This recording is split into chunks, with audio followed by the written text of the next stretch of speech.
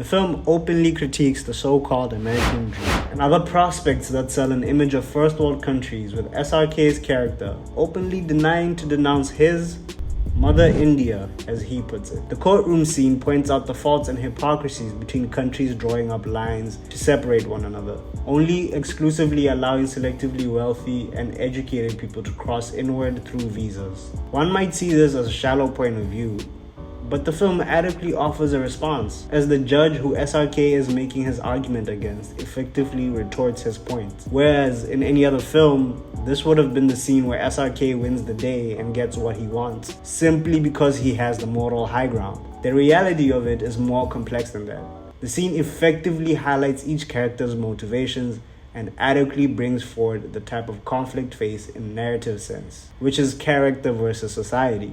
The film is undoubtedly a comedy that finds a way to tell authentic, heartfelt stories. However, the film does not shy away from putting the comedy on pause to ask raw and realistic questions, having the courage to depict the minute intricacies of families and people searching for a better life in places like America, the UK, and Australia, for example, which have a long history of attracting immigrants seeking better opportunities. These places have fostered a belief in the possibility of achieving one's dreams through hard work and determination. This narrative has been popularized through literature, film, and stories of successful individuals, as we even hear one character in the film reiterate the idea that they learned what little English they know through movies they have seen on the television. Conflict provides crucial tension in any story and is used to drive the narrative forward. The film shows the brutality of how many immigrants setting out for a better life never actually make it, but brings down the curtain and shows how a society or community can, for all it's worth, put down any individual forcing them into that position of wanting to leave.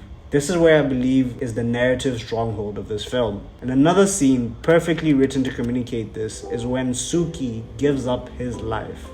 From people being taken advantage of, to the untold, unheard stories of families and loved ones being abused while across borders and vast oceans, Suki's story is that of a man in love with a woman who is unwillingly married to another, prepared to do anything to get her back, like learning a new language or crossing treacherous lands. I specifically felt heart-wrenched when he came so close to finding his way across the seas, unbeknown to her, only for her to give up her life and him the same. Suki is a person who was introduced later in the film as a person with a chip on his shoulder, only for him to be integrated as a member of our group of first-time English learning adults.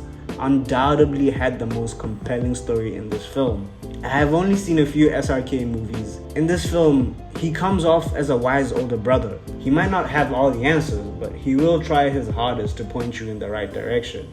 Manu losing her life at the end after following the story through her eyes was a bold choice in my opinion. Her character grew from a verbally feisty to a woman aiming to make a name for herself, but believes she cannot do that from where she is currently. The film leaves you with the question, has she made the right choices, and has she lived her life to fulfillment, even after abandoning what was her home and dreams to some extent? This is the one film I have seen in a long time where no one gets a happy ending, but it overall has a sense of catharsis at the end.